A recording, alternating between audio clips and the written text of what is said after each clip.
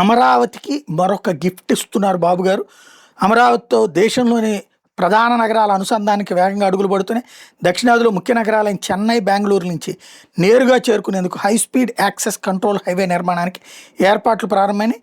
ఆ రెండు ప్రధాన నగరాల నుంచి వచ్చే వాహనాల ట్రాఫిక్ని దృష్టిలో ఉంచుకుని ప్రకాశం జిల్లా అద్దంకి నుంచి అమరావతి వరకు 92 కిలోమీటర్ల మేర హై స్పీడ్ యాక్సెస్ కంట్రోల్ హైవేగా మారుస్తున్నారు. ఈ హైవేని 2 ఏళ్లలో పూర్తి చేసే లక్ష్యంతో ఎన్హెచ్ఐ అంటే కేంద్ర ప్రభుత్వం అన్నమాట ఇది అధికారులు అడుగులు వేస్తున్నారు. అవసరమైన భూమి అందుబాటు, సేకరణ తదితర అంశాలకు సంబంధించి రెవెన్యూ అధికారులు కసరత్తు మొదలుపెట్టారు.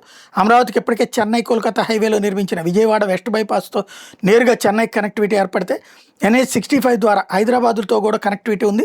బెంగళూరులో అమరావతిని కూడా నేరుగా బెంగళూరుతో అమరావతిని నేరుగా కలిపేందుకు వీలుగా కొత్త ప్రాజెక్టు ప్రభుత్వం శ్రీకారం చుట్టింది. అదే ఇది.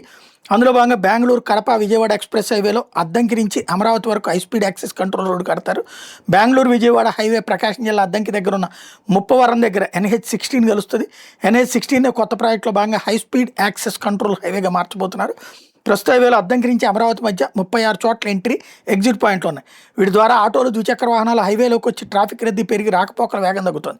అందువల్ల ఆటోలు, ద్విచక్ర వాహనాలు రాకపోకలు నియంత్రించేలా ఎంట్రీ, ఎగ్జిట్ పాయింట్లను కుదిస్తారు. ముప్పవరంలో చోట ఓఆర్ఆర్తో అనుసంధానమైన నారాకోడూరు, గుంటూరు నగరం, చినకాకాన్ జంక్షన్ దగ్గర ఇలా 4-5 చోట్ల మాత్రమే ఎంట్రీ, ఎగ్జిట్ పాయింట్లు ఇస్తారు. తద్వారా ఎక్స్ప్రెస్ వాహనాల రాకపోకల్ని సరళతరం చేస్తారు.